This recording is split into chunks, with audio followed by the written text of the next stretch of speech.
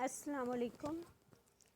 کیا حال چال ہیں آپ سب لوگوں کے؟ میں امید کرتی ہوں کہ آپ سب ٹھیک ٹھاک ہوں گے، خیریت سے ہوں گے۔ آج میں عزازیل ناول کی 25 ایپیسوڈ کے ساتھ حاضر ہوئی ہوں، جو کہ لکھا ہے رابعہ خان نے، اور سوری کہ پچھلی جو ایپیسوڈ تھی وہ 24 تھی اور میں نے غلطی سے 23 کہہ دیے تھا۔ تو چلیے آئیے قسط کا آغاز کرتے ہیں۔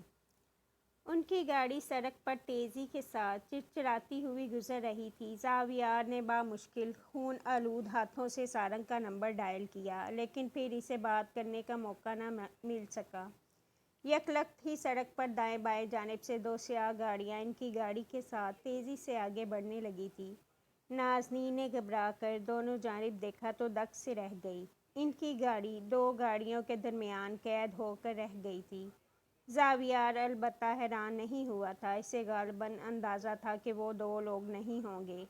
حملے کے لیے کبھی بھی بیک اپ پلان کے بغیر افراد کو نہیں بھیجا جاتا، اسی لیے اس نے گاڑی میں بیٹھتے ہی سارنگ کا نمبر ڈائل کیا تھا۔ وہ اسے حرم کو مطلع کرنے کے لیے کہنے والا تھا۔ نازنین اور اپنے زخمی ہاتھ کے ساتھ وہ اکیلے کچھ بھی نہیں کر سکتا تھا۔ گاڑی تیز چلائیں۔ اگلے ہی پل اس نے آس پاس تیزی سے گردن گھما کر دیکھتے ہوئے نازنین کو بلند آواز سے کہا تو اس نے خشک پڑتے حلق سے تھوک نگل کر تیزی سے سر اثبات میں ہلایا۔ ڈیش بورڈ سے ایک سرخ مفرل نکال کر اس نے اس کا آدھا کپڑا چاک کیا اور پھر اسے اپنے زخمی بازو پر زور سے باندھا۔ تیزی سے بہتے خون کا رکنا بے حد ضروری تھا، نہیں تو وہ جلد ہی ہوش کھو بیٹھتا۔ اگلے ہی پل اس نے سامنے رکھی پستول اٹھائی اور پھر کھڑکی سے باہر کو جھانکتے شیشے سے اس نے پچھلی گاڑی کی حرکات دیکھی۔ اس کے بال ماتھے پر پسینے کے باعث چپک گئے تھے اور سارا جسم اس سردی میں بھی پسینے سے بھر چکا تھا، لیکن وہ پھر بھی ڈرا ہوا نہیں لگ رہا تھا۔ اس کے اعصاب بہت مضبوط اور جابر تھے۔ ایک ہاتھ سے فون کان کے ساتھ لگائے، دوسرے ہاتھ کو دروازے پر محتاط انداز سے رکھے، وہ ہر لمحے ہر حملے کے لیے تیار تھا۔ سارنگ، حرم سے کہو ہم مرکزی شاہراہ پر دو گاڑیوں کے درمیان پھنس چکے ہیں۔ اسے کہو کہ فوراً سنسان علاقے کو جاتی سڑک پر ہماری کار کا پیچھا کرے۔ آگے والے کی بات سنے بغیر اس نے فون کان سے ہٹا کر سامنے ڈالا تو نازنین حرم کے نام پر چونکی۔ اس نے بے یقین نگاہوں سے زاویار کی جانب دیکھا تھا۔ حرم؟ کیا تم نے حرم کا نام لیا؟ آگے سے رائٹ لیں، جلدی! وہ سنسان شاہراہ جنگل کو جاتے راستے کی جانب نشاندہی کر رہی تھی، لیکن ابھی ان کے پاس پلٹ کر شہر کی طرف رخ کرنے کا وقت نہیں تھا۔ نازنین نے ایکسیلیٹر پر دباؤ بڑھایا اور پھر ان کی گاڑی زن سے آگے بڑھ گئی۔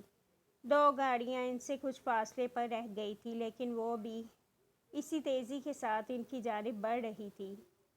یہ لوگ کون ہیں؟ ہم کہاں جا رہے ہیں؟ تم حرم کو کیوں بلا رہے ہو؟ یہ لوگ ہمارے پیچھے کیوں پڑے ہیں؟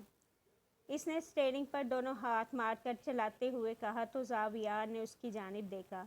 ابھی نہیں، ابھی کچھ نہیں۔ اسی پہر زاویار کی جانب سے وہ سیاہ کار پوری قوت سے ان کی گاڑی سے ٹکرائی تو ان کی کار بری طرح ڈول سی گئی۔ نازنین کے حواس جواب دے رہے تھے، اب کہ جھٹکا انہیں دوسری جانب سے لگا تھا۔ زاویار نے لبوں پر آتی کوئی گالی روکی تھی۔ ان کی رینج سے کار کو باہر نکالیں۔ اس کے ہاتھ میں ہوتی شدید جلن جیسے اس کی نگاہیں دھندلا رہی تھی۔ اس نے زخمی بازو پر ہاتھ رکھا تو وہ خون سے چپچپا سا ہو گیا۔ اس کا مفرل خون سے تربتر ہو رہا تھا، اس کا زخمی بازو ناکارہ ہو رہا تھا۔ آپ گاڑی ان کی رینج سے باہر نکالیں، میں دروازہ کھول کر ان کے ٹائر شافٹ سے برسٹ کرنے کی کوشش کروں گا۔ کچھ بھی ہو جائے، آپ نے گاڑی نہیں روکنی۔ اگر میں گاڑی سے گر بھی جاؤں تب بھی آپ نے اسے نہیں روکنا، ٹھیک ہے؟ نازنین کو اس کی باتیں سمجھنے میں دقت ہو رہی تھی۔ وہ کہہ رہا تھا کہ چاہے وہ سڑک پر گر کر گاڑیوں تلے کچلا جائے تب بھی اس نے گاڑی نہیں روکنی۔ کیا وہ یہی کہہ رہا تھا؟ اسے چھوٹے بچے کی مانند سمجھا کر وہ اب اس کے خوف زدہ سے تاثرات دیکھ رہا تھا۔ نازنین نے حیرت سے چہرہ اس کی جانب پھیرا تھا۔ گردن پر پسینے کے باعث اس کے بالوں کی موٹی لٹیں چپک گئی تھیں۔ اس کے خوف سے سفید پڑتے چہرے کو دیکھ کر زاویار نے اس کا بازو پکڑا تو وہ چونکی، پھر اس کی قطعی آنکھوں میں دیکھا۔ ان آنکھوں میں بے خوفی تھی، نرمی تھی اور شاید کچھ اور بھی تھا۔ آپ گاڑی نہیں روکیں گی، ٹھیک ہے؟ اور اس نے دکھتے حلق کے ساتھ سر اس بات میں ہلا دیا تھا۔ تم دروازہ نہیں کھولو، تم پہلے ہی زخمی ہو، نہیں پلیز تم یہ دروازہ مت کھولو، تمہیں اگر اور زخمی کر دیا ان لوگوں نے تو۔ اس کی آواز کانپنے لگی تھی۔ زاویار نے اسے مزید کسی بات کا جواب نہیں دیا اور پھر دروازہ کھولا تو گاڑی میں ہوا کا ایک تیز ریلا اندر داخل ہوا۔ نازنین کی چیخ بے ساختہ تھی کیونکہ وہ بے خوفی سے دروازے اور کار کے درمیان ایک ہاتھ کا سہارا لیے کھڑا تھا۔ اس کے ہاتھ میں پستول تھی اور اتنی تیزی سے چلتی کار کے ساتھ اس کے لیے نشانہ لینا مشکل ہو رہا تھا۔ ایک دو فائر کے بعد بھی جب نشانہ نہیں لگا تو اس نے اپنی پوزیشن درست کرنے کے لیے زخمی ہاتھ پر زور ڈالا۔ تکلیف گہری ہونے لگی، نگاہیں دھندلا گئی، بہت سا خون قطروں کی صورت گاڑی کے اندر گرنے لگا تھا۔ نازنین نے پریشانی سے اس کی جانب دیکھا۔ وہ بامشکل اپنی توجہ سامنے مرکوز کیے ہوئے تھی۔ اس کے برابر موجود گاڑی کی جانب سے ایک بار پھر جھٹکا لگا تو زاویار کا توازن ڈول سا گیا۔ دوسری جانب سے فائز بھی بہت غیر متوقع تھا۔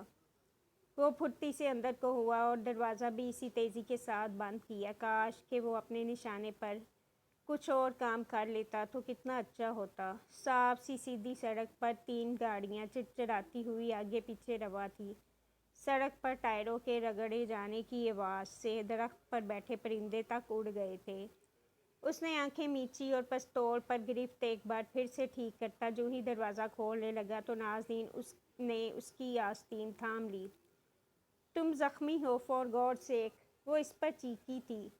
گاڑیوں کی چڑچڑاتی بلند آوازوں میں اسے چلا کر بولنا پڑ رہا تھا۔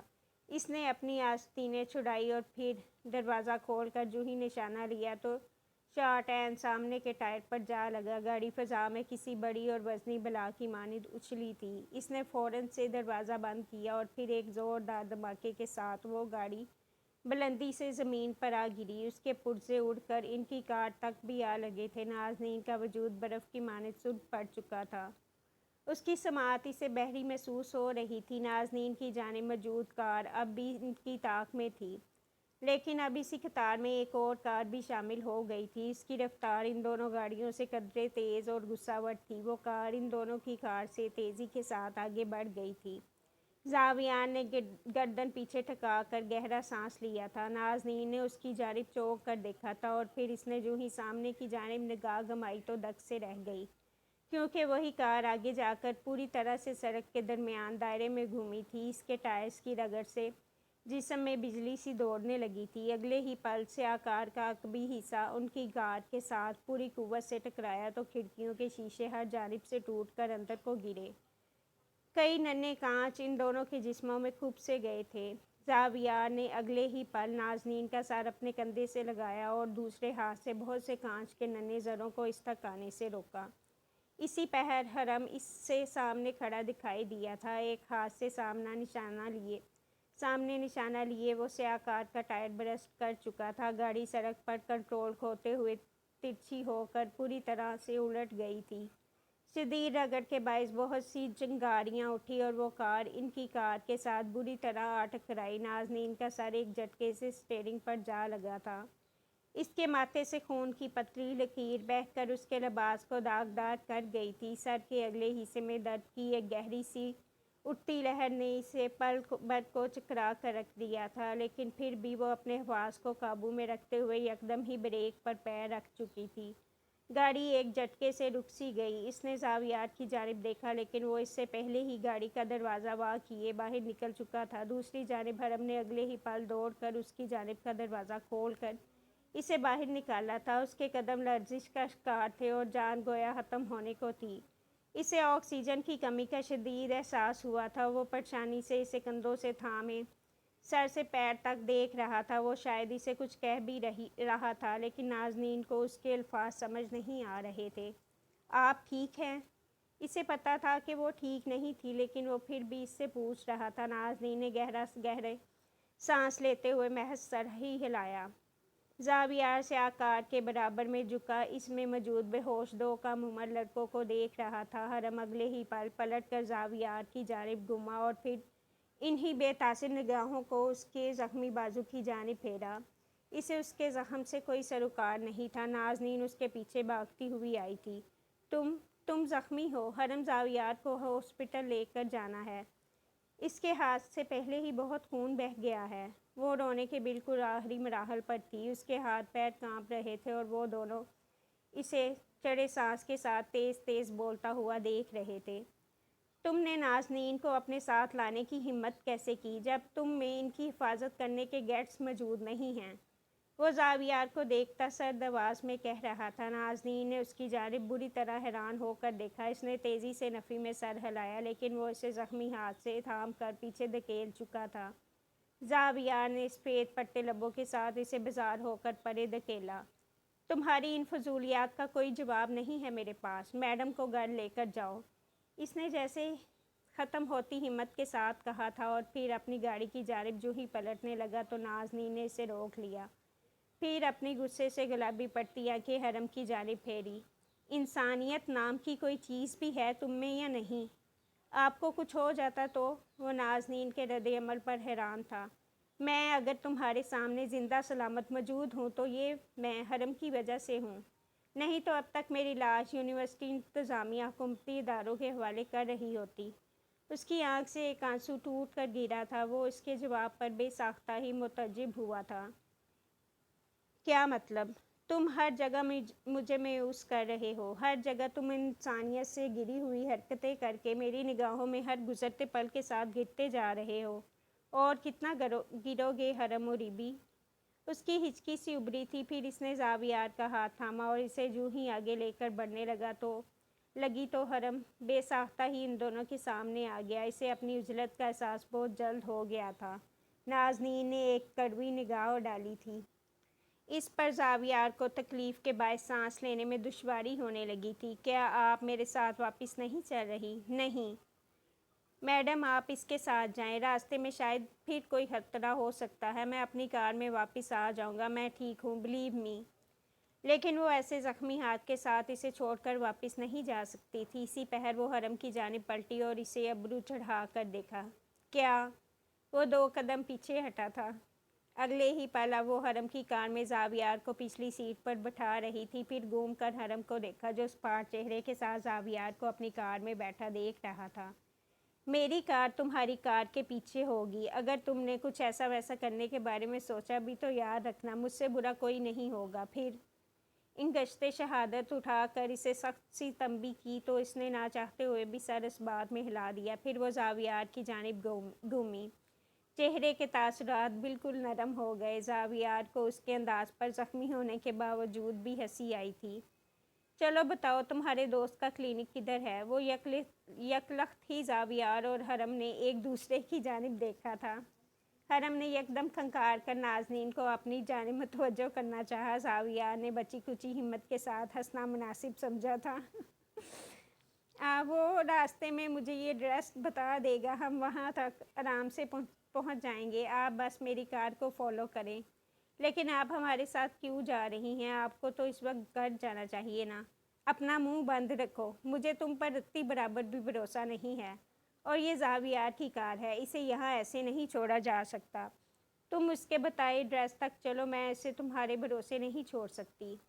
آخر میں ایک زہر آلود نگاہ سے اسے نوازا تو اس نے گہرا سانس لیا۔ پھر دروازہ اپنے پیچھے بند کرتا اندر بیٹھا اور گاڑی موڑ لی۔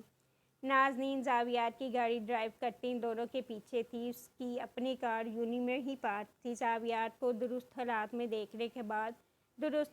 دیکھنے کے بعد اسے اپنی کار واپس لانی تھی۔ یقیناً تب تک تو مغرب ڈل جائے گی۔ اس نے کھڑکی کے شیشے سے باہر کی جانب دیکھتے ہوئے سوچا اور پھر آگے بڑھتی گاڑی کو فالو کرنے لگی۔ تالوت شاہین سڑک کے درمیانی حصوں میں 2 گاڑیاں موجود ہیں۔ ان میں موجود بے ہوش لڑکوں کو فوراً اٹھواؤ۔ کسی کے بھی وہاں پہنچنے سے پہلے وہ ہمارے لیے تفتیش میں کارآمد ثابت ہو سکتے ہیں۔ زاویار نے فون چند پل کان سے لگائے رکھا اور پھر دوسری جانب کی بات سننے کے بعد فون کان سے ہٹا لیا۔ حرم نے اسے بیک ویو مرر میں دیکھا تھا۔ پھر سرد سی آواز میں کہا، مجھے تمہاری یا تالوت کی مدد نہیں درکار، میں خود سے یہ سب کر سکتا ہوں۔ گولی لگی ہے بازو میں، لیکن ابھی بھی اتنی طاقت ہے مجھ میں کہ تمہارے دانت توڑ سکوں۔ اپنی بکواس بند رکھو۔ تم سے کسی نے مشورہ نہیں مانگا ہے؟ مجھے تمہاری مدد نہیں کرنی چاہیے۔ کس نے کہا کہ میں تمہاری مدد کر رہا ہوں؟ کیا میری شکل سے ایسا کچھ لگ رہا ہے؟ سنجیدگی سے پوچھا تو حرم کے تاثرات میں سختی سی گھلنے لگی۔ تمہیں کیسے پتہ چلا کہ نازنین پر حملہ ہونے والا ہے؟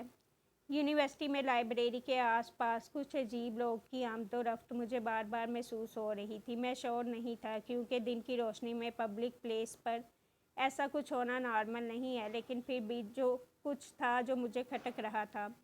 اس کی بصارت اب کے سیاہ پردے میں بدلتی جا رہی تھی۔ اسے بات کرنے میں دشواری ہو رہی تھی اور آنکھیں بند ہو رہی تھی۔ حرم نے بیک ویو مرر میں اس کی غیر ہوتی حالت دیکھی تو گاڑی کی رفتار بڑھا دی۔ میں تمہیں سارنگ کے کلینک کے علاوہ کہیں اور بھی لے جا سکتا ہوں۔ نازنین کو پتہ بھی نہیں چلے گا اور ہماری گاڑی منظر عام سے غائب ہوگی۔ کیا خیال ہے؟ وہ تمہارے بال نکال دیں گی۔ وہ تمہارے بال نکال دیں گی۔ اس کی دھیمی سی آواز پر حرم نے آنکھیں گھمائی تھی۔ تم ان کے فیورٹ بنتے جا رہے ہو اور مجھے تم پہلے سے بھی زیادہ قابل نفرت محسوس ہو رہے ہو۔ اس نے دانتوں کو جما کر کہا تو زاویار کی آنکھیں بالکل ہی بند ہو گئی۔ Jealous freak. ڈلتے سر کے ساتھ وہ بڑبڑایا تھا اور اس کے بعد شاید وہ بے ہوش ہو گیا تھا۔ حرم نے گہرا سانس لیا اور پھر جتنی جلدی ہو سکتا تھا اس نے اسے سارنگ کے کلینک تک پہنچانے کی کوشش کی۔ گاہے بگاہے وہ اس کے ڈھڑکتے سر کو بھی دیکھ رہا تھا۔ کیا وہ پریشان تھا؟ ہاں شاید۔ ایک رات قبل احمد جو ہی اسٹڈی سے اٹھ کر باہر کی جانب بڑھا تو رمیز کے چہرے پر رقصہ مسکراہٹ اگلے ہی پل غائب ہو گئی۔ اس نے ایک سنجیدہ سا ابرو اٹھا کر اسٹڈی کے قدادم دروازے کو دیکھا اور پھر اپنی کرسی پر پیچھے ہو بیٹھا۔ اب اس کے ہاتھ میں اس کا چمکتی اسکرین والا اسمارٹ فون تھا۔ کچھ دیر بعد وہ اسے کان سے لگائے دوسری جانب سے ابھرتی آواز سن کر سیدھا ہو بیٹھا تھا۔ شاہی نازنین پر دن کی روشنی میں ایک حملہ کرواؤ، لیکن اس میں اسے کوئی نقصان نہیں پہنچنا چاہیے۔ ہمیں صرف یہ دیکھنا ہے کہ اسے اس حملے سے بچانے کون آتا ہے۔ اس نے ٹھنڈے سے انداز میں کہہ کر ایک بار پھر سے سامنے موجود بند دروازے کو دیکھا تھا، پھر بالکل دھیمی سی سرد آواز میں گویا ہوا۔ اسٹڈی میں موجود ٹھنڈ گویا ہر شے کو سالم نگلنے کے در پر تھی۔ احمد کو اس حملے کا علم نہیں ہونا چاہیے، اس نے کہہ کر فون کان سے ہٹایا اور پھر اپنی جھولتی کرسی سے اٹھ کھڑا ہوا۔ احمد اس کا دایاں ہاتھ تھا۔ وہ اس کے بغیر اپنے دوست احباب میں معذور تصور کیا جاتا تھا، لیکن ابھی وہ احمد پر بھروسہ نہیں کر پا رہا تھا۔ بہت دنوں سے کوئی سرد سی فصیل تھی جو ان دونوں کے درمیان حائل ہو چکی تھی۔ اسے اس کی نیت پر شک نہیں تھا، مگر اس کے ماتھے پر ابھرتے بالوں کی شکن آلود داستانیں بانپتے ہوئے رمیز کو وقت نہیں لگتا تھا۔ وہ اپنی کرسی سے اٹھ کر آگے بڑھ آیا۔ قیمتی ٹیبل کے سامنے آرائشی صوفوں کی جدید طرز پر رکھا گیا تھا۔ کھڑکیوں پر گرے پردوں کی درزوں سے روشنی کی باریک لکیریں اندر داخل ہو رہی تھیں۔ ان لکیروں کے سامنے سے گزرتے ہوئے وہ دروازے کے عین ساتھ کھڑی دیوار تک ٹھہر گیا تھا۔ اس پر ایک قدیم یونانی داستان کو واضح کرتی پینٹنگ آویزاں تھی۔ اس نے ہاتھ بڑھا کر اس پر اپنی انگلیاں پھیری۔ پینٹنگ کے ٹھنڈے فریم پر اس کی انگلیاں حرکت کرنے لگیں۔ اس کی ٹھنڈک کہیں اس کے وجود میں قطرہ قطرہ اترتی جا رہی تھی۔ تھیوگنی، کلیش آف دی ٹائٹنز، یکلخت تھی اس کے آس پاس۔ قتل کی پہلی رات تحلیل ہونے لگی تھی۔ وہ پلٹا۔ ہاتھ اب تک اس پینٹنگ کے یخ فریم پر ٹکا ہوا تھا۔ پیچھے اسٹڈی میں ہر جانب وہ رات بکھرنے لگی تھی۔ اس نے پلٹ کر دیکھا اور پھر اپنی آنکھوں میں ٹھنڈے گوشت کا سا تاثر لیے وہ اپنے سامنے کھڑے مبین کے اس ہیولے کو دیکھنے لگا۔ زمینی خدا آسمانی خدا کا مقابلہ نہیں کر سکتے رمیز، اور جو کوشش کرتے ہیں وہ بھی زمین کی اتھاہ گہرائیوں میں کہیں دفن کر دیے جاتے ہیں، بالکل ویسے ہی جیسے تم نے ان سب کو دفن کیا ہے زمین کے جہنمی شکن میں۔ وہ ہیولا اب کہ اس سے کچھ کہہ رہا تھا، در حقیقت وہ اس کے ذہن میں پنپتے ان کرداروں کی گفتگو تھی جو وہ اکثر خواب میں دیکھا کرتا تھا۔ اس کے ہاتھوں میں برف سی برف تحلیل ہو رہی تھی۔ دفعتاً اسے محسوس ہوا جیسے وہ برف کا مجسمہ بنتا جا رہا ہے۔ اس نے ہلنے کی کوشش کی لیکن اس کے جمے قدموں نے اس کا ساتھ نہیں دیا۔ شیطان اپنے اندر زندہ اس عزازیل کی شاید وہ آخری رموک دیکھ رہا تھا۔ یہ خدا کی جانب سے دیا گیا اسے آخری موقع تھا۔ تم نے انسان ہونے کی ہر حد کو پار کر لیا ہے، تم نے تو شیطان ہونے کی بھی ہر حد کو پار کر لیا ہے۔ ٹھنڈک اب اس کے وجود میں، اس کی نس نس میں لہو کے ساتھ بہنے لگی تھی۔ اسے محسوس ہوا جیسے اس کے ہاتھ پر بہت سا خون ہے، تازہ گاڑھا خون، انسانی خون۔ اسے اس کا لباس بھی خون سے داغدار ہوا محسوس ہو رہا تھا۔ ٹھنڈک کے ساتھ ساتھ اب وہ سرخ سیال بھی اس کے وجود کا حصہ بنتا جا رہا تھا۔ اسے سانس لینے میں تکلیف ہونے لگی تھی، دل برف کی دیواروں سے جمنے لگا تھا، زندگی اس کے اندر سکڑنے لگی تھی۔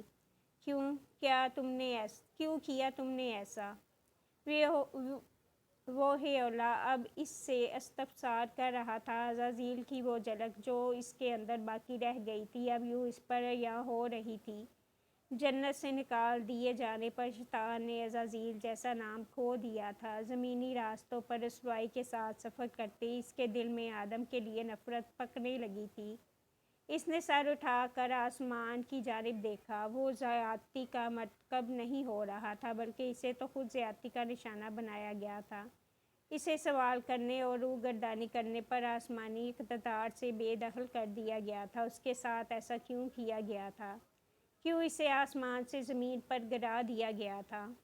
وہ ہیولا اب جاوید کی شکل اختیار کر گیا تھا۔ جاوید کی آنکھوں میں سرخ آنسو تھے، لیکن اس کا ہیولا رمیز سے کچھ نہیں کہہ رہا تھا۔ سرد پڑتی اسٹڈی کے اندر یکدم زلزلے کے آثار نمودار ہوئے۔ رمیز نے آنکھیں بند کر کے کھولی۔ جاوید کا خاموش ہیولا اسے دیکھتا رہا۔ یکایک اسے اپنی ناک سے کچھ ٹپکتا ہوا محسوس ہوا تھا۔ سرخ خون کے کئی قطرے اس کے لبوں سے ہوتے ہوئے اس کی زبان میں اپنا ذائقہ سنگھو رہے تھے۔ پیچھے اس کے ہاتھ نے اب تک اس پینٹنگ کو تھام رکھا تھا۔ وہ پینٹنگ اس کی خدائی کی دعوے دار تھی۔ کچھ ہے جو تمہارا انتظار کر رہا ہے رمیز۔ اس کی سماعت میں جاوید کی یک آواز گونجنے لگی۔ اس نے کرنٹ کھا کر پینٹنگ کے ٹھنڈے فریم سے ہاتھ ہٹایا تو نگاہوں کے سامنے سے ہر منظر غائب ہو گیا۔ تحلیل ہوئی رات صبح کی دودھیا روشنی میں بدل گئی۔ اس نے بند ہوتے دل کے ساتھ چونک کر آس پاس دیکھا تھا۔ اس کا سانس رکا ہوا تھا اور لب ادھ کھلے تھے۔ اس کے جسم پر برف اور خون کے کوئی نشان باقی نہیں رہے تھے۔ پھر وہ یکلخت گھوما اور ایک جھٹکے سے اس پینٹنگ کی جانب دیکھا۔ وہ بے ساختہ ہی 2 قدم پیچھے ہٹا تھا۔ کچھ تھا جو اسے لمحہ بہ لمحہ لرزنے پر مجبور کر رہا تھا۔ کیا وہ پاگل ہو رہا تھا؟ اس نے اپنی پسینے سے تربتر ہوتی پیشانی پر ہاتھ رکھا۔ اسے اس طرح کے ہیلوسینیشنز کافی عرصے سے ہو رہی تھی۔ وہ جلدی سے آگے بڑھا اور پھر ٹیبل کی دراز سے گولیوں کی ڈبی نکال کر ان میں سے کپ کپاتے ہاتھوں کے ساتھ چند گولیاں نکال کر بغیر پانی کے ہی نگل لی۔ پھر جھولتی کرسی پر بے دم سا بیٹھ گیا۔ قتل کے آفٹر شاک ساری زندگی ساتھ رہا کرتے ہیں اور پھر وہ اس انسان کا زمین کی اتھاہ گہرائیوں میں چھپی جہنم تک پہنچا کرتے ہیں۔ انسانوں کو مارنا آسان نہیں ہوتا، ان کے ساتھ زندہ رہ کر آزمائش کو سر کرنا زیادہ مشکل ہوتا ہے۔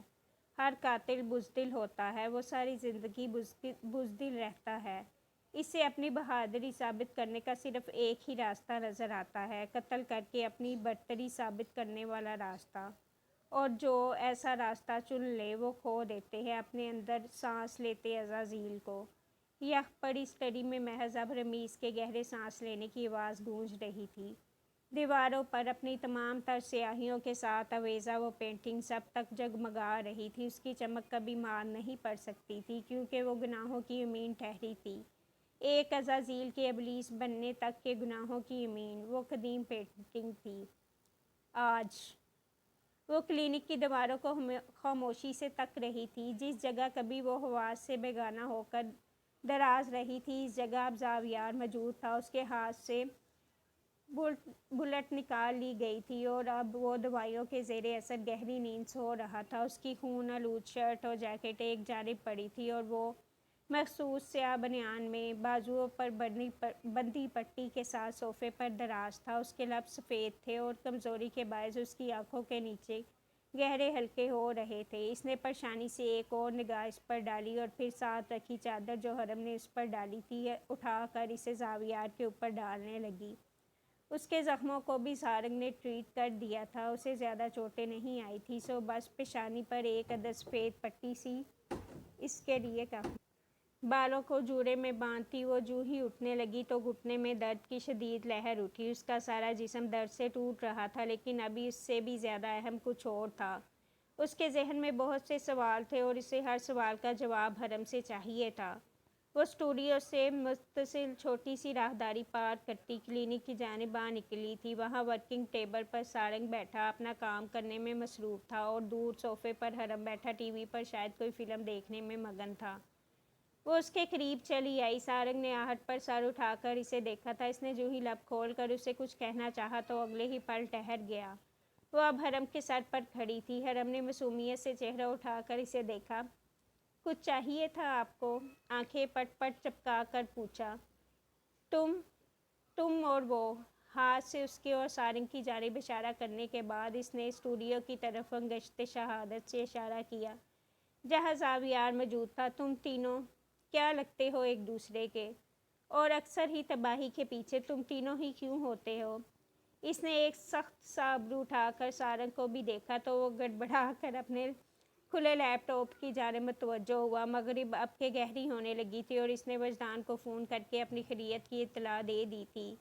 ساتھ میں اسے دیر سے گھر آنے کے لیے بھی مطلع کر دیا تھا۔ ابھی اسے اپنے سوالوں کے جوابات چاہیے تھے۔ دوست ہیں؟ کب سے؟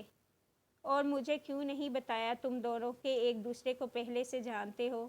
وہ لوگ کون تھے جو مجھے مارنا چاہتے تھے؟ تم نے گن چلانا کیسے سیکھی؟ اور وہ کیا اسٹنٹ مین ہے؟ وہ کیا اسٹنٹ مین ہے جو گاڑی میں آدھا لٹک کر فلموں کی شوٹنگ کروا رہا تھا؟ ایسے خطرناک کام کرتے ہوئے اس کی جان بھی جا سکتی تھی۔ اور تم چلتی گاڑیوں کے سامنے اتنے نڈر ہو کر کیسے شوٹ کر سکتے ہو؟ اس کی آنکھیں آخر میں حیرت و شاق سے کھل گئی تھی۔ سارنگ نے اپنا چہرہ کچھ اور لیپ ٹاپ کے اندر گھسا لیا تھا اور حرم اس کی بلند آواز کے ساتھ کیے گئے سوالات کے جواب دینے کی صحیح میں لگتا تھا۔ گن چلانے کا مجھے بچپن سے ہی بہت شوق تھا۔ میں نے یہ سب انگریزی فلمیں دیکھ دیکھ کر سیکھا ہے۔ جہاں تک رہی بات اس اسٹنٹ مین کی تو اسے کچھ نہیں ہونا تھا۔ وہ ہمیشہ زندہ سلامت بچ کر واپس آ جاتا ہے ہر جگہ سے۔ اور آپ اتنا پریشان مت ہو، یہ سارنگ اچھا آدمی ہے اور مجھے سچ میں نہیں پتا کہ وہ لوگ کون تھے جو آپ پر حملہ کرنا چاہتے تھے۔ وہ جو نازنین سے سر جھکا کر بات کر رہا تھا یکدم چونکا۔ وہ اس کے ساتھ نہیں کھڑی تھی۔ وہ اب سارنگ کے سامنے کرسی پر بیٹھی اسے سرد آنکھوں سے گھور رہی تھی۔ اس نے اگلے ہی پل سر ہاتھوں میں گرا لیا تھا کیونکہ سارنگ بنا کسی بریک کے جو سچ بولنا شروع ہوا تو پھر اپنے آج پر ہی ٹھہرا۔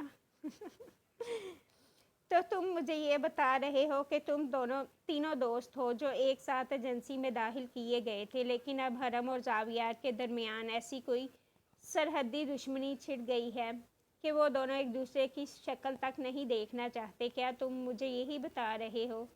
اس نے سارنگ کی بتائی ساری باتوں کو سمرائز کیا تھا۔ سارنگ نے سر اس بات میں ہلایا تو وہ پیچھے ہو کر بیٹھ گئی۔ اس کے سر میں درد سا اٹھ رہا تھا اور جسم پکے دانے کی مانند درد کر رہا تھا۔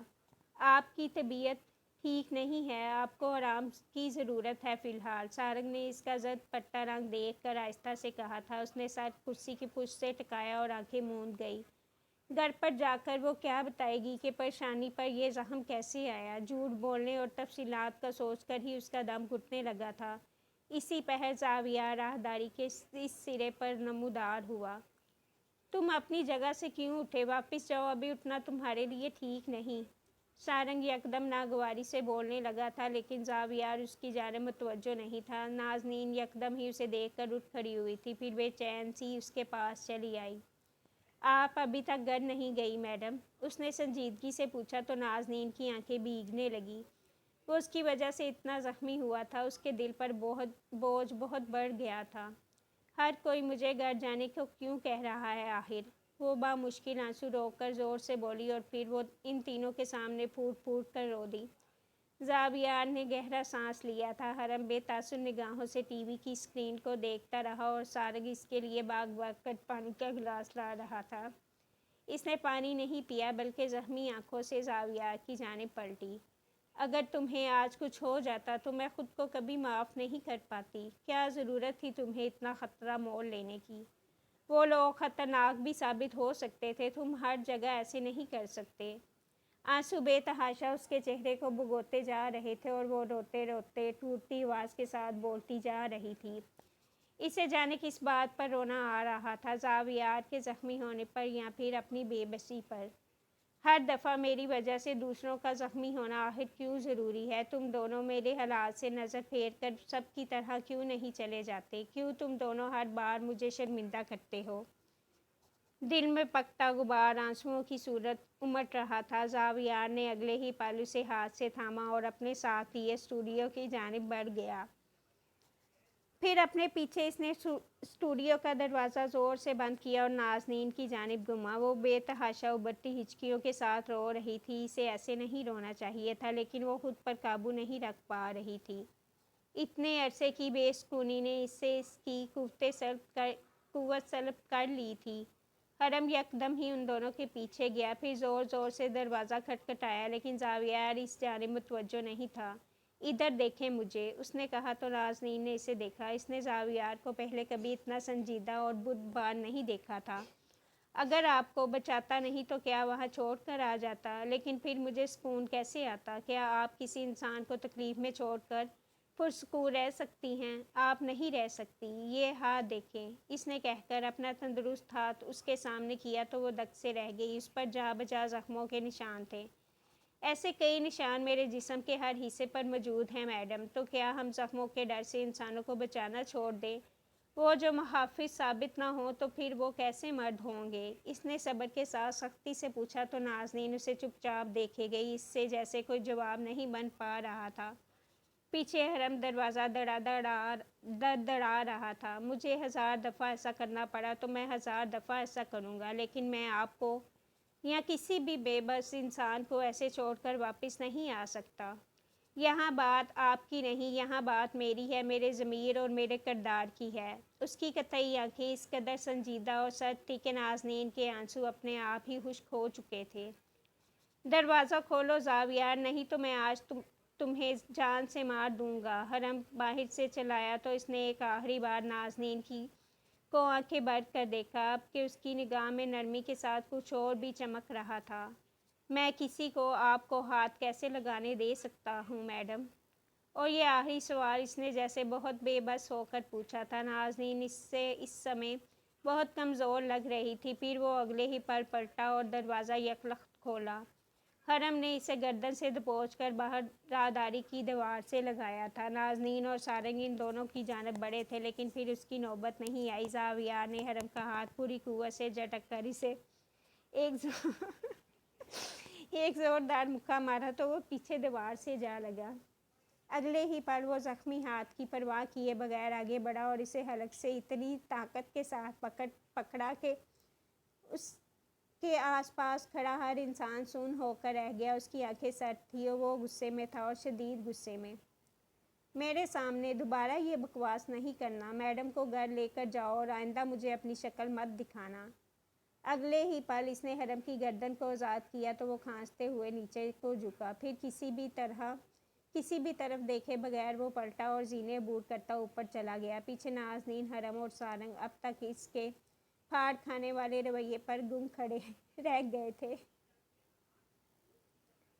وہ پھر مزید کوئی بھی بات کیے بغیر حرم کے ساتھ کار میں خاموشی سے آ بیٹھی تھی۔ حرم کا چہرہ اسے معمول سے زیادہ سفید لگ رہا تھا۔ وہ خاموش نگاہیں باہر جمائے ڈرائیو کر رہا تھا۔ نازنین نے چہرہ پھیر کر اس کی جانب دیکھا تھا، تب بھی اس نے اس سے نگاہیں ملانا مناسب نہ سمجھا۔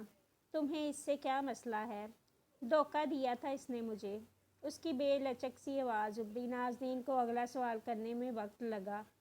کیا تمہیں یقین ہے کہ تم کسی غلط فہمی کا شکار نہیں ہوئے؟ اس نے کوئی جواب نہیں دیا۔ نازنین نے پھر اس سے دوبارہ سوال کرنا درست نہیں سمجھا۔ وہ اور زاویار دونوں زخمی تھے۔ کسی ایک کا زخم صاف کرنے کی کوشش کی جاتی تو اگلے انسان کا زخم ادھرنے کا خدشہ سر پر منڈلانے لگتا تھا، اور اب تو شاید ان دونوں نے بھی اپنے زخموں کو ایسے ہی قبول کر لیا تھا، بنا جھجکے، آرام سے۔ کیا تم اسے معاف نہیں کر سکتے؟ وہ سرخ آنکھ لیے کھڑکی سے باہر دیکھتی کہہ رہی تھی۔ اسے زاویار کی وہ اذیت یاد تھی۔ اس کی ماں اسے بھول گئی تھی اور وہ اس دنیا میں تنہا سروائیو کر رہا تھا۔ وہ اس کے لیے اسے اس کا دوست واپس لوٹانا چاہتی تھی، لیکن حرم کے چہرے پر کوئی تاثر نہ ابھرا۔ کوشش کی تھی، نہیں کر پایا۔ کیا تم نے کبھی اس کی جگہ پر خود کو رکھ کر دیکھا ہے؟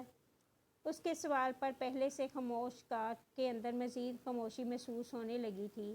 حرم کی ساخت پتلیوں میں ضبط کی سرخی ابھرنے لگی۔ میں اس کی جگہ پر کبھی کھڑا نہیں ہو سکا۔ اس نے اپنی ماں کی کٹی کلائیاں نہیں دیکھی تھیں، نہ ان کے جسم سے غائب اعضاء کے ساتھ بندی تکلیف کا سامنا کیا، نہ ان کی زندگی کو اپنے ہاتھوں سے ختم ہوتے دیکھا، نہ اپنی محبت کو برہنہ ہو کر درندوں کے کچلے جانے کے بعد مرتا ہوا دیکھا۔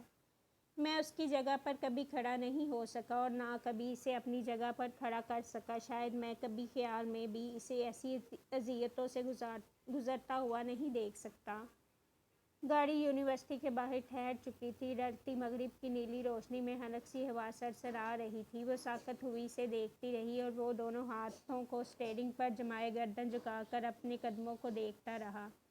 کئی ساعتیں درسگاہ کی عمارت پر گر کر پگھلتی رہی۔ پھر حرم نے اس کی جانب چہرہ پھیرا۔ اس پر کسی جذبے کا کوئی رموق نہیں تھی، وہ خالی چہرہ تھا۔ میں ہماری جگہیں کبھی تبدیل نہیں کر سکا۔ میرے حصے کی تکلیف میں کسی اور کو اپنے خیال تک میں بھی نہیں دینا چاہتا۔ پھر وہ گاڑی کا دروازہ کھولے باہر کی جانب بڑھا اور نازنین کی جانب گھوم کر آیا۔ ہاتھ آگے بڑھا کر گاڑی کی چابی مانگی تو نازنین نے مکانکی سے انداز میں اسے چابی تھما دی۔ وہ اس کی جانب سے کیے گئے بھیانک انکشاف کو گویا پروسیس نہیں کر پا رہی تھی۔ وہ اس کی گاڑی یونی سے باہر لے آیا، پھر آگے بڑھ کر اس کی جانب کا دروازہ کھولا تو وہ اسے سر اٹھا کر دیکھنے لگی۔ حرم نے چہرہ دوسری جانب پھیر لیا تھا، پھر آہستہ سے بولا، مجھے ایسے مت دیکھیں، مجھے نفرت ہے جب کوئی مجھے ایسے دیکھتا ہے تو۔ وہ گاڑی سے باہر نکل آئی تھی۔ اس کے حلق میں آنسوؤں کا گولا سا جمع ہو گیا تھا۔ آنسو رکنے پر اب حلق بری طرح سے دکھ رہا تھا۔ اس نے بامشکل اپنے لب کھول کر کچھ کہنا چاہا تو الفاظ نے ساتھ نہیں دیا۔ آج تو اس کا سارا دن ہی رو رو کر گزرا تھا۔ آپ کو کچھ بھی کہنے کی ضرورت نہیں ہے۔ خواہ مخواہ خود کو مشکل میں مت ڈالیں، گھر جائیں اور آرام کریں۔ کل یا پرسوں جب تک یونیورسٹی میں تفتیش چل رہی ہے آپ کو آنے کی ضرورت نہیں ہے۔ اس نے اس بات میں سر ہلایا اور اپنی گاڑی کی جانب چلی آئی۔ اس سے ڈرائیو بالکل نہیں ہو رہی تھی، لیکن وہ کچھ بھی بولنے کی پوزیشن میں نہیں تھی۔ گاڑی میں بیٹھ کر اس نے ایک نگاہ حرم پر ڈالی اور آگے بڑھ گئی۔ حرم اب اپنی گاڑی میں بیٹھا اس کے پیچھے تھا اور کچھ باتیں تھیں جہاں وہ بالکل مجبور تھا۔ پچھلی رات بے حد بوجھل گزری تھی۔ اگلی صبح کے ساتھ ہی قصر انصاری میں معمول کی چہل پہل محسوس ہونے لگی تھی۔ رمیز آفس کے لیے تیار ہوا پرتکلف سے ٹیبل پر براجمان ناشتہ کر رہا تھا۔ اس کے ساتھ ہی گھر والے بھی ناشتہ کرنے میں مصروف تھے، لیکن وہاں ابیہ موجود نہیں تھی۔ اس نے تیوری چڑھا کر شائستہ کو دیکھا تو وہ اثر لیے بغیر اس کی جانب متوجہ ہوئی۔ جب تمہیں پتہ ہے کہ مجھے ناشتے کی ٹیبل پر گھر کے تمام افراد چاہیے تو پھر ابھی کدھر ہے؟ کیا اس کا بھوت اب تک اترا نہیں؟ چمچوں اور کانٹوں کی آوازیں ٹھہر گئی تھیں۔ سب ناشتے سے ہاتھ روکے اب شائستہ کی جانب متوجہ تھے، جو شانے جھکا کر ٹھنڈے انداز میں رمیز کو جواب دے رہی تھی۔ اس کی طبیعت ٹھیک نہیں ہے تو اسے کہو کہ اپنی طبیعت ٹھیک کرے اور ناشتے کی ٹیبل پر وقت کی پابندی کا مظاہرہ کرے۔ تم یہ بات اسے خود کیوں نہیں کہتے؟ آخر کو وہ تمہاری بھی کچھ لگتی ہے۔ اب کی بار شائستہ کی آواز میں میٹھا سا طنز عود آیا تھا۔ رمیز نے ایک سخت نگاہ اس پر ڈالی۔ ناشتے کا ماحول آکورڈ ہو چکا تھا اور سب گھر والے ناشتے سے ہاتھ کھینچ چکے تھے، سوائے عقیقہ کے۔ وہ اس حالت میں بھی مگن سی ناشتہ کر رہی تھی۔ وہ میری کچھ لگتی ہے، اس لیے مجھے اس کی فکر ہے۔ اسے کہو کہ اپنی حالت درست کرے اور دنیا داری میں دلچسپی لے۔ انسان کی زندگی کسی ایک انسان کے نہ ملنے سے ختم نہیں ہو جاتی۔ حرم کا ذکر، وہ بھی عقیقہ کے سامنے، جس انداز سے رمیز نے کیا تھا، شائستہ کا رنگ سرخ و سفید سے محض سفید کرنے کے لیے کافی تھا۔ اس کے سر پر لگی اور تلوؤں پر جا بجھی۔ عقیقہ نے بھی ایسا دلچسپ ذکر سن کر چہرہ بے ساختہ ہی اٹھایا تھا۔ رمیز، وہ مینٹلی ڈسٹرب ہو گئی ہے تمہارے خاندان والوں کی گھٹیا حرکتیں سہ سہ کر۔ اسے کچھ وقت چاہیے خود کو ریکور کرنے کے لیے۔ اور ان گھٹیا حرکتوں کی دعوت کس نے جاری کی تھی؟ یقیناً اس کی ماں نے، جو جلد بازی میں تمام حدود پامال کرنے سے بھی دریغ نہیں کرتی۔ ناشتے کی ٹیبل کا ماحول اس ٹھنڈ میں بھی گرم محسوس ہو رہا تھا۔ شائستہ کا چہرہ تیش سے سرخ ہو چکا تھا، جبکہ رمیز کے تاثرات سخت تھے۔ عقیقہ نے ایک مسکراتی نگاہ شائستہ پر ڈالی اور پھر سے ناشتے کی جانب متوجہ ہو گئی۔ نینا کو ہی ان دونوں کے درمیان آنا پڑا۔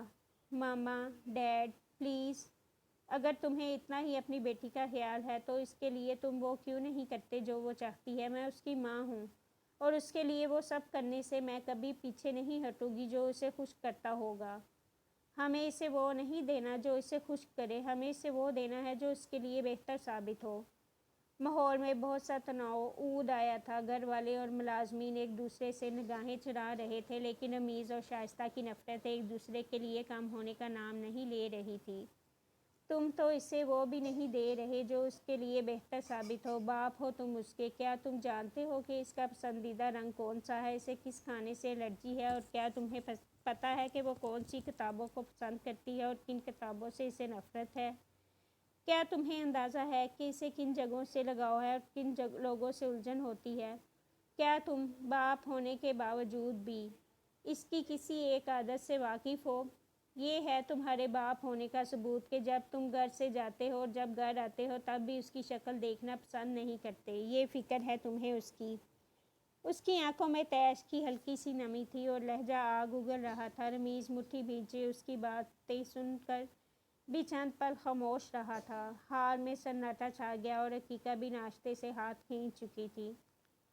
میرے پاس ان سب لہو لباب باتوں کے لیے وقت نہیں ہے۔ تو تمہارے پاس کس چیز کے لیے وقت ہے رمیز؟ وہ اس پر بلند آواز سے گھرائی تھی۔ رمیز اگلے ہی پل کرسی سے اٹھا اور اس کے پیچھے ٹنگا کوٹ پہن کر اس پر ایک ناگوار سی نگاہ ڈالتا باہر کی جانب بڑھ گیا۔ پیچھے وہ اب تک گہرے گہرے سانس لے کر خود پر بامشکل ضبط کر رہی تھی۔ عقیقہ نے سامنے رکھا پانی کا گلاس اس کی جانب بڑھایا تو شائستہ نے اس کے محظوظ چہرے کی جانب دیکھا۔ اس کے حلق میں کڑواہٹ سی گھل گئی تھی۔ اگلے ہی لمحے اس نے پانی سے بھرے گلاس کو زور سے ہاتھ مار کر گرایا تو وہ کرچی کرچی ہو کر ٹائلوں پر بکھر گیا۔ ہیل کی ٹک ٹک کے ساتھ ہی وہ بھی ہال سے واک آؤٹ کر گئی تھی اور عقیقہ نے ٹھنڈے انداز سے ملازم کو آواز دے کر اسے یہ سب صاف کرنے کا حکم دیا تھا۔ پھر وہ سر جھکا کر اپنے آنسو ضبط کرتی نینا کی جانب مڑی۔ کیا تمہارے گھر میں سبھی ذہنی مریض ہیں؟ اس نے ترہم سے پوچھا تو نینا نے سر اٹھایا۔ سرخ متورم آنکھیں بازیاں ہوئی۔ پلیز بھابی، آپ تو ایسی باتیں مت کریں۔ عقیقہ نے اگلے ہی پل گہرا سانس لیا تھا، پھر اس کے ساتھ کرسی کھینچ بیٹھی، اس کے بالوں پر ہولے ہولے سے ہاتھ پھیرنے لگی۔ نینا کا جسم لرز رہا تھا اور وہ رو رہی تھی۔ بیہا کی ذہنی حالت نے اسے بھی پریشان کر دیا تھا۔ کیا تمہیں الجھن نہیں ہوتی روز روز کے تماشوں سے؟ ہوتی ہے، کبھی تو دل چاہتا ہے سوسائڈ کر لوں، کبھی دوبارہ اپنے گھر والوں کی شکلیں تک نہ دیکھوں، لیکن ایسا نہیں ہو سکتا۔ وہ میرے گھر والے ہیں اور انہیں میری ضرورت ہے۔ عقیقہ نے اسے خود سے لگا کر تسلی دی تھی۔ اگر تمہیں اس گھر سے آزادی مل جائے تو؟ نینا نے اس کے سوال پر ناسمجھی سے سر اٹھا کر اسے دیکھا۔ وہ مسکراتی آنکھوں میں چمک لیے بول رہی تھی۔ کیا مطلب؟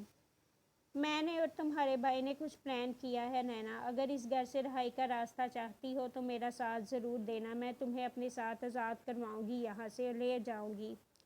کوئی بھی تمہیں دوبارہ تنگ نہیں کر سکے گا۔ کیا مطلب؟ کیسا پلان؟ اور اس صبح عقیقہ کو اپنے رائے عمل کے بارے میں کسی سے بات کرنے کا موقع مل گیا تھا۔ رمیز انصاری نہیں جانتا تھا کہ اس کے لیے ابھی ایک اور جھٹکا انتظار کر رہا تھا۔ نازنین نے جانے کیا کہہ کر صوفیہ اور وجدان کو مطمئن کیا تھا۔ ان دونوں نے ہی اس سے دوبارہ استفسار کرنا مناسب نہ سمجھا۔ ویسے بھی وہ ذہنی اور جسمانی طور پر حد درجہ تھکن کا شکار ہو رہی تھی۔ تھکن اس کے جوڑ جوڑ میں اتر گئی تھی۔ وہ چاہ کر بھی اپنے بستر سے اٹھ نہیں پا رہی تھی۔ کل کی تکلیف اور خوفناک انکشافات نے اسے رات بھر بے چین رکھا تھا۔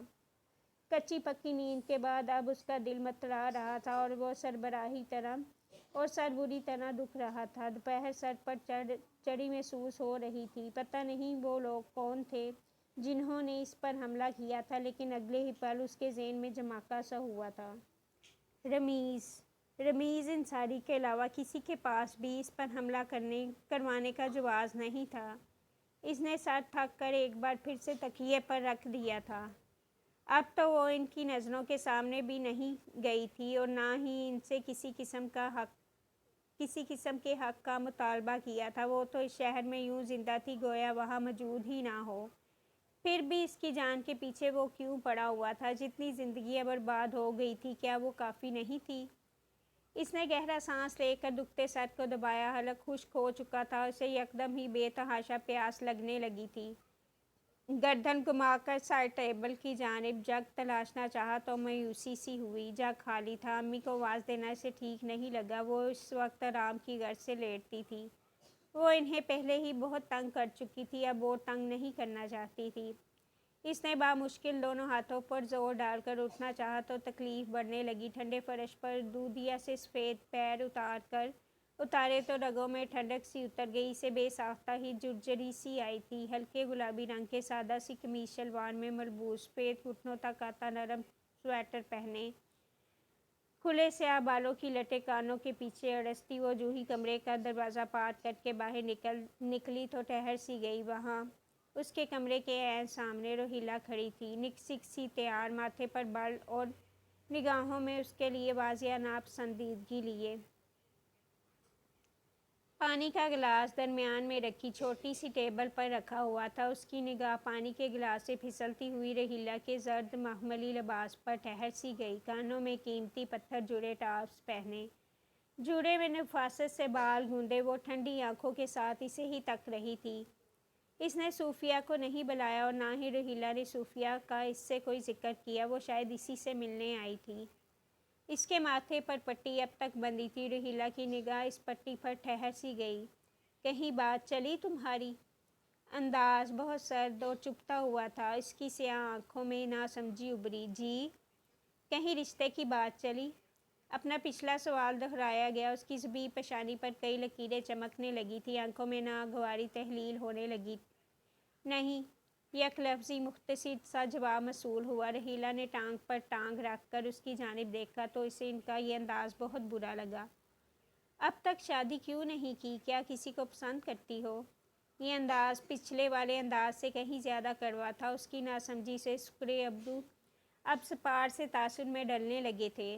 کیا میں آپ سے پوچھ سکتی ہوں کہ آپ اتنے ذاتی سوال مجھ سے کس خوشی میں پوچھ رہی ہیں؟ تم حرم کو پسند کرتی ہو، نہیں؟ اور ان کی جانب سے ایسا سوال سن کر وہ چند لمحات کے لیے گم ہو گئی تھی۔ اس کی 28 سالہ زندگی میں کبھی کسی نے اس سے ایسا کوئی سوال کرنے کی جرأت نہیں کی تھی۔ پسند کرتی ہو تم اسے؟ میں یہ تمہیں دیکھ کر ہی بتا سکتی ہوں۔ وہ ہر جگہ تمہیں بچاتا پھر رہا ہے، کسی کے منہ سے تمہارے خلاف کوئی بات نہیں سن سکتا، یہاں تک کہ میں اور سہیل اپنے والدین تک کو پس پشت ڈال دیا ہے اس نے تمہارے لیے۔ میں بس حیران ہوں، کیا ایسا جادو کیا ہے تم نے میرے بیٹے پر؟ اسے کیا گول کر پلایا ہے تم نے؟ ان کی آنکھوں سے جھلکتی وہ تصدیق اور لہجے کی حقارت نے اس کے اندر جلن سی بھر دی تھی۔ اس کے زخموں میں سوزش ہونے لگی۔ اگر آپ کو ایسی کوئی بھی غلط فہمی ہوئی ہے تو یہ آپ کا قصور ہے پھوپھو، اور میں ایسے کاموں کے لیے ذرا بڑی ہوں۔ آپ کو یہاں تک آنے سے پہلے میری عمر اور حرم اور میرے درمیان کے فرق کو دیکھ لینا چاہیے تھا۔ اوہ، میں نے اسے اور خود کو یہ بات کتنی بار سمجھانے کی کوشش کی کہ تمہارا اور نازنین کا کوئی جوڑ نہیں، لیکن وہ سمجھتا ہی نہیں، بلکہ وہ تو بات ہی نہیں کرنا چاہتا۔ تم سمجھدار ہو، کم از کم تم ہی کچھ خیال کر لو۔ اب ایسی بے تکی اور بے ڈنگی جوڑی پر تو سارا خاندان تھو تھو کرے گا۔ اس نے گود میں رکھی مٹھی بیچی تھی، آنکھوں میں ضبط کی سرخی ابھری، ایک کے بعد ایک ذلت اس کا انتظار کر رہی تھی۔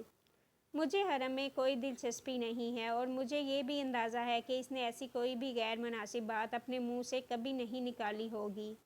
میں اسے بہت نہیں جانتی پھوپھو، لیکن میں اسے جتنا جانتی ہوں وہ اس کے بارے میں یہی کہتا ہے کہ وہ خاندانی سیاستوں اور سازشوں والا مرد نہیں ہے۔ اس نے بہت جگہوں پر میری مدد تب کی جب میرے خون کے رشتوں نے میرے دامن پر توہین آمیز داغ ملنا چاہا۔ اس نے میری مدد تب کی جب میں راستوں میں گر کر روتی رہی۔ وہ میری مدد تو تب آیا جب مجھے بچانے کے لیے کسی نے بھی اپنے رام کو قربان کرنا ضروری نہیں سمجھا۔ اس نے میری حفاظت تب کی جب لوگ مجھے نوچ کھانا چاہتے تھے، اور وہ ٹھہری تو آواز کانپ سی گئی، اس کا بخار بہت تیز ہو گیا تھا اور چہرہ کانوں کی لوؤں تک بخار کی حدت سے سرخ پڑ چکا تھا۔ رحیلہ کے تاثرات جامد سے ہو گئے تھے۔ آپ ایسے تعلق کو بے عزت کر رہی ہیں، یہ عزت کا تعلق ہے پھپھو، اسے بے داغ رہنے دیں اور مجھے آپ لوگ زندہ رہنے دیں۔ وہ آپ کا اچھا بیٹا ہے، اسے اچھا رہنے دیں۔ اگلے ہی پل وہ اٹھ کھڑی ہوئی تھی، رحیلہ بھی اس کے ساتھ ہی اٹھی۔ وہ جیسے نازنین سے ایسے جواب کی توقع نہیں کر کے آئی تھی۔ سب ختم ہو چکا ہے، ہماری زندگیوں میں کچھ نہیں بچا اب پھپھو۔ بابا ایڑیاں رگڑتے ہوئے مر گئے، بھائی نے بابی کو قتل کیا اور پھر ہمیں ذلت کے ساتھ چھوڑ کر فرار ہو گیا۔ میری ماں کو بیماریاں کھا رہی ہیں، میرا بھتیجا نارمل رہنے کی سر توڑ کوشش کر رہا ہے اور ہم سب زندگیوں کو گھسیٹ رہے ہیں۔ خدا کے لیے میری زندگی کو اور مشکل مت بنائیں، چلی جائیں آپ یہاں سے اور دوبارہ کبھی یہاں مت آئیے گا۔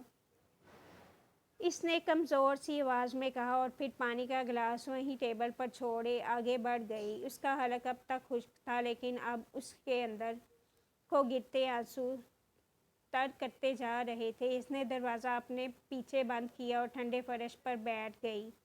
سب غلط ہو رہا تھا، سب غلط ہوتا جا رہا تھا۔ اوکے جی، یہ تھی آج کی ایپیسوڈ۔ ہوتی ہے اگلی ایپیسوڈ میں ملاقات۔ اور آپ سے ایک ریکویسٹ تھی کہ آپ نے اگر میرے چینل کو سبسکرائب نہیں کیا تو پلیز سبسکرائب کر دیں۔ اور ٹھیک ہے جی، اللہ حافظ۔